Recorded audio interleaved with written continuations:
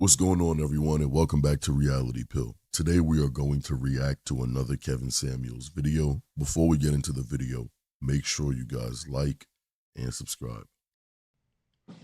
All right, Adrian, what you got for me? Hi, Mr. Samuels. How are you? I'm well. Adrian, is that your name? Yes, And how old are you? I'm 30. Okay. The topic is, why do high value men love white women? What do you have for me on the topic? So I believe that it is. You sound heavy. It's a status. It's a status thing. Okay. And I do believe that it's a potential that because white women can open up certain doors and they come from certain families. I I went to a private boarding school, so I know a nice amount of like affluent young black men that are coming up into the Henrys, and they are coming and approaching these stages. And as I see them and they are marrying out, a lot of them are marrying white women. I just talked to one of my really good guy friends who is black, and he lives in San Diego, and he has a white girlfriend, and he's looking to marry her. Does she come from an affluent family? She does. Okay, so you went to a boarding school, but now we can't say that all these women. What percentage of women do you say come from these affluent families that can open doors for men? What percentage would you say?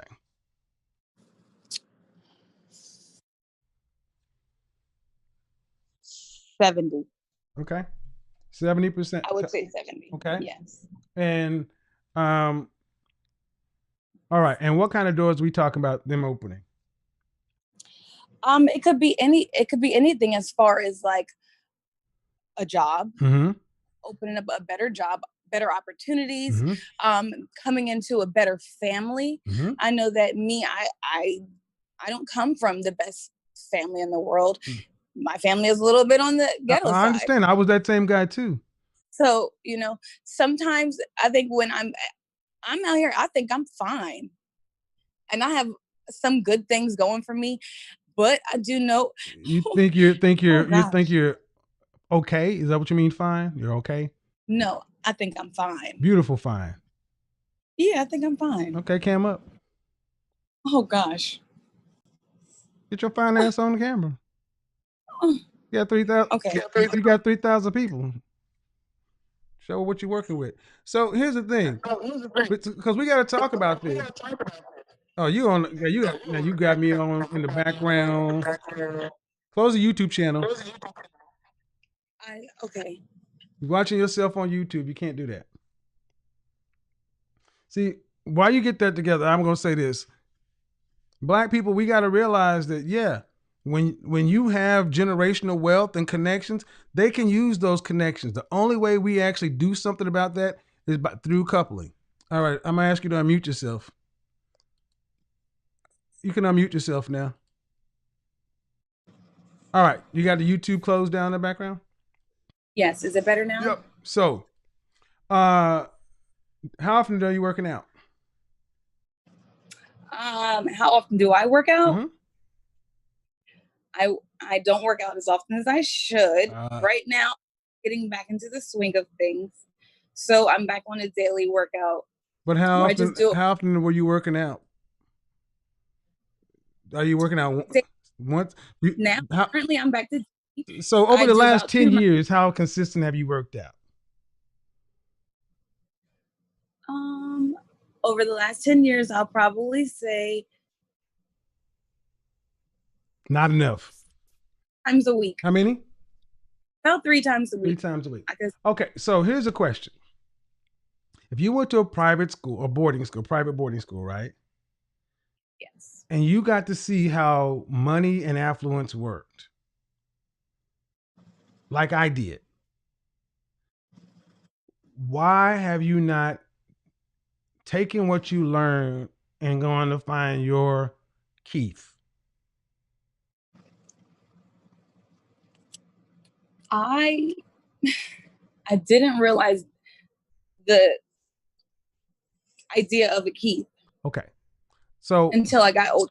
okay. So the question is, where'd you go to college?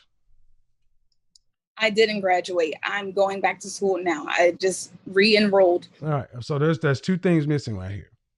Okay. If you didn't graduate, how many years did you get in college? 1 year. 1 year. What have you been doing since college? Working. Okay. Too hard. Working doing what?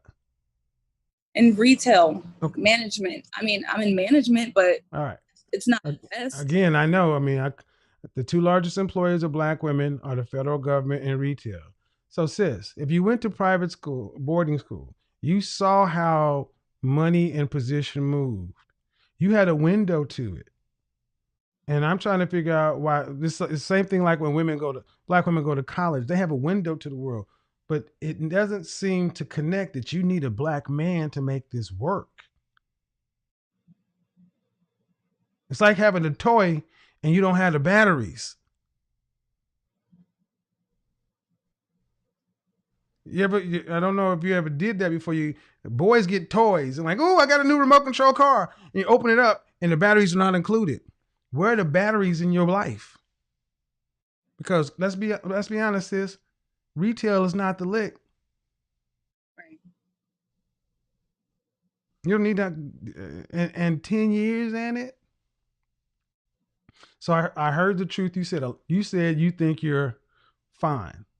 All right.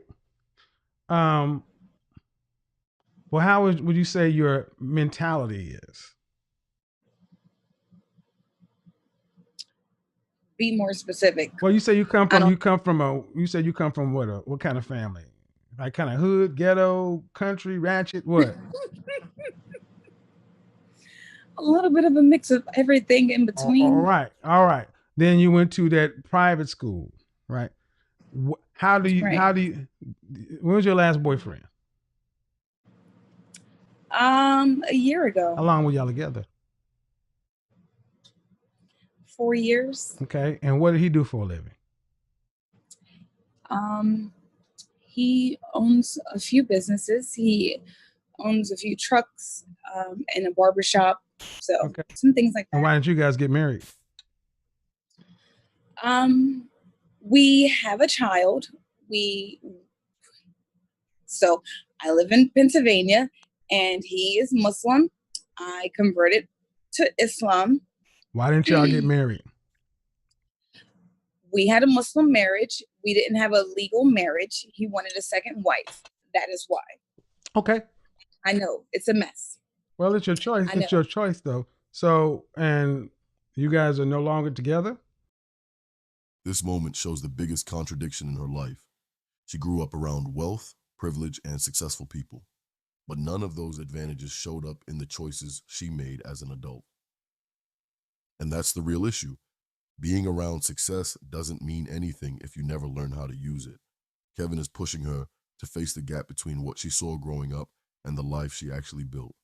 She watched stable families, generational wealth, and people who had their lives together.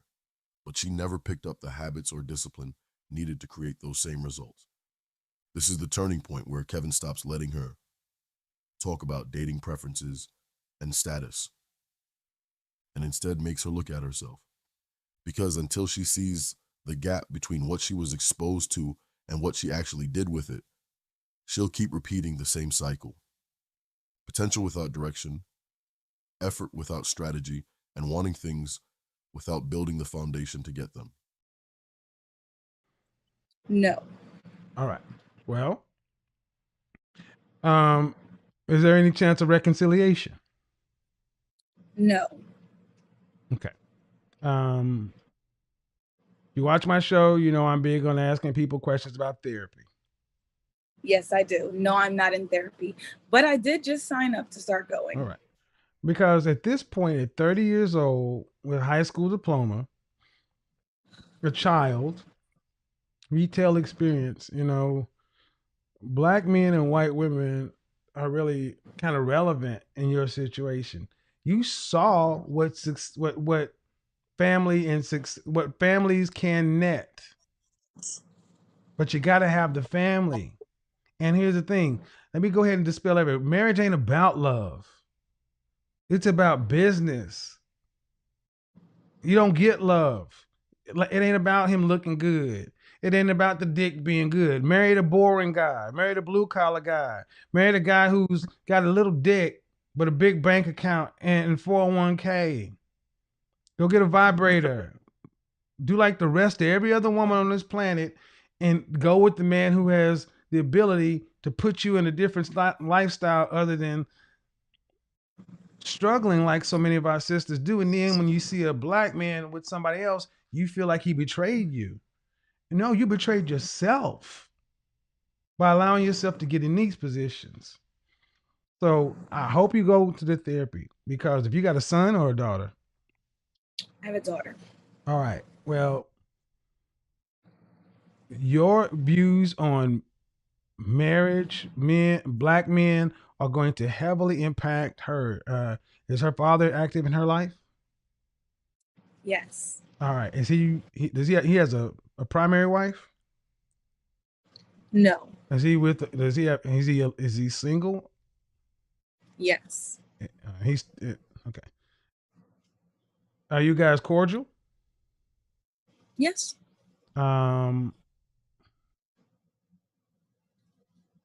Okay. However y'all get that stuff figured out, your daughter's looking. Your daughter's looking, and the situation seems kind of messy, man, to where I don't know why y'all can't resolve or whatever, but the chances of meeting a high value man in your position is slim to none. I need to say this to the room. If you have a child, you cut out high value men. If you're over, I'm saying this to the room, not you. I'm saying this to the room. Mm-hmm. That's tomorrow night's show. We're going to talk about the mother thing, but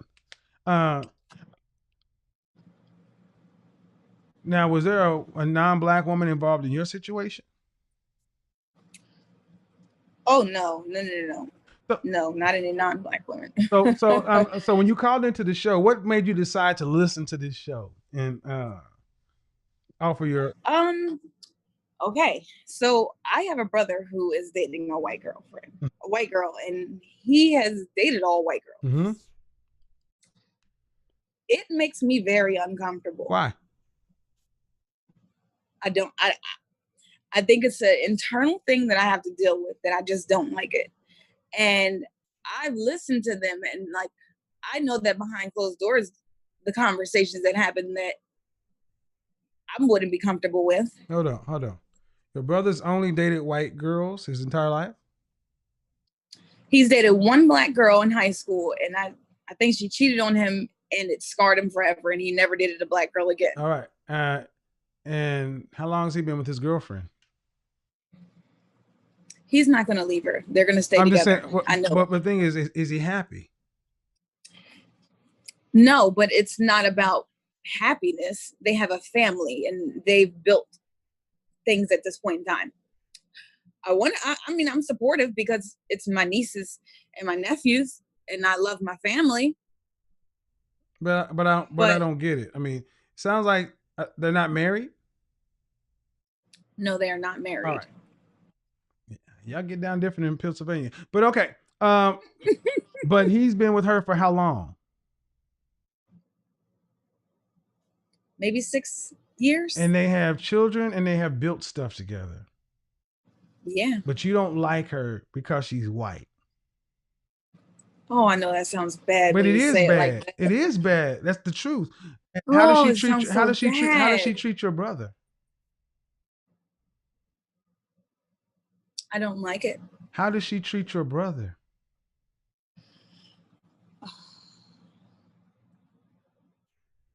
Does he complain about the treatment?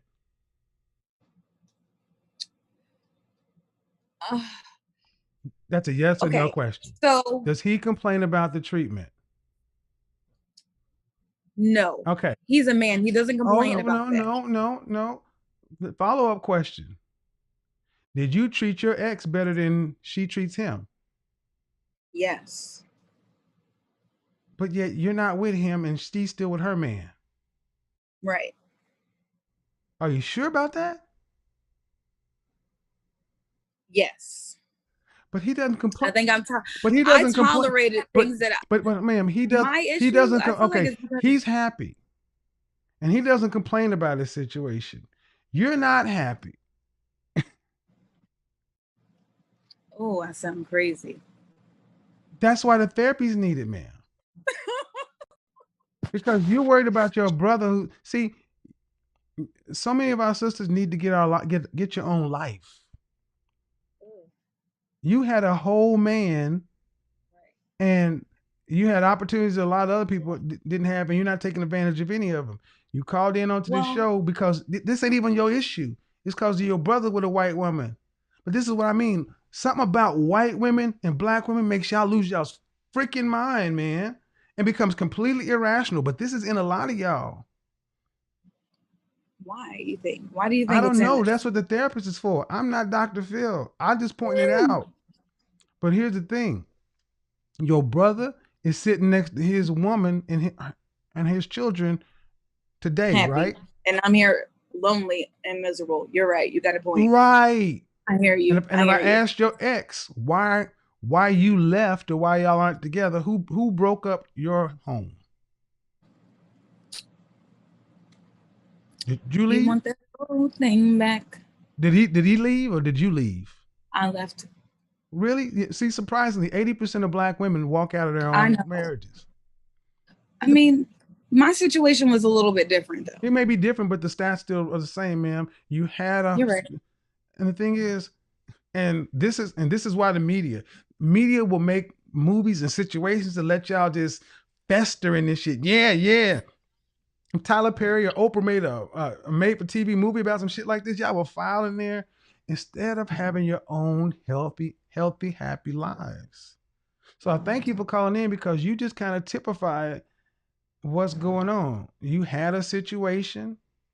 You haven't said what's So really wrong with it, but time out. I have a question before I go. go I ahead. need to know. Can you see me? Yeah, I can. Oh. So what would you rate me? How tall are you? 5'5". Dress size. 8. And how much did you weigh at your last weigh-in? 6. No. You weighed 6 what? How much did you weigh? What my weight? Mm. 140. Okay. I would I would give you a 6.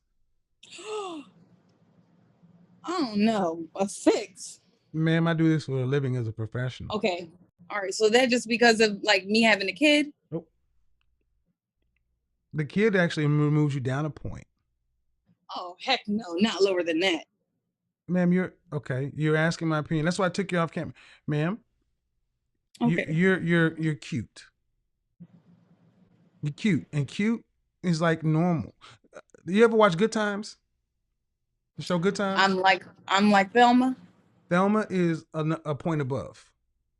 She's a 7. You come in at about a 6, and that's because you have a, kind of clear skin. But when's the last time you wore your natural hair?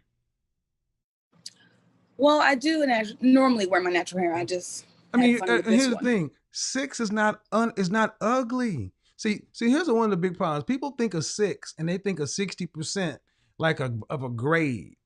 6 is cute, but like I don't use 7s because so many women would call themselves 7s. 8 is where Pam Grier is. Beyonce is like an 8. Beyonce is not classically beautiful. She's pretty, gorgeous, pretty, beautiful, and gorgeous. Okay? So cute is perfectly acceptable. 5 is normal. 4 or 5, I don't know why so many women don't want to just be normal, average. I mean, your ex, was he who wants to be normal? well, let's ask. Was your ex a cardiologist? No. Okay. Well, he was you said he owned some businesses, right? Yes. Did he go to college? No. Okay, but he made something of himself and he was on several businesses. How much did he end up making annually? I believe he was bringing in like around 120 or something. And Pennsylvania, Philadelphia, or Pittsburgh? Like Philadelphia area. Okay, so 120.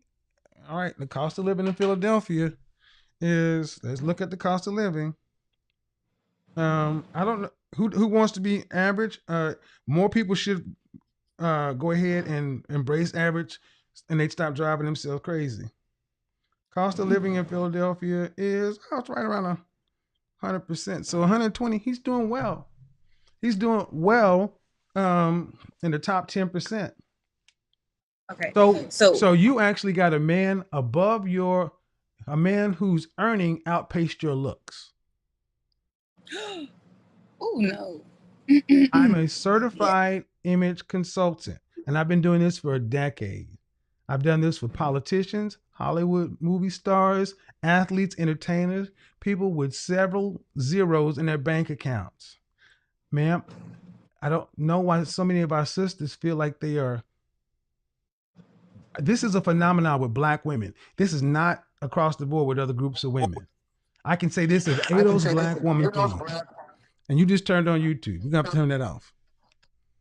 Who, me? I didn't turn it on. Okay. Did it come back on? This is an Ado's Black woman thing. So again, that's just where it is. And here's the thing. You're 30. You unmute yourself. You're 30? Yes. Okay, so at 30 years old, again, the feedback. Even at 30, if you were a 9, yeah, you're getting feedback. I gotta mute you. At 30, even if you were a 9, the day you turn 30, you drop a point, and then you drop a point for the kid.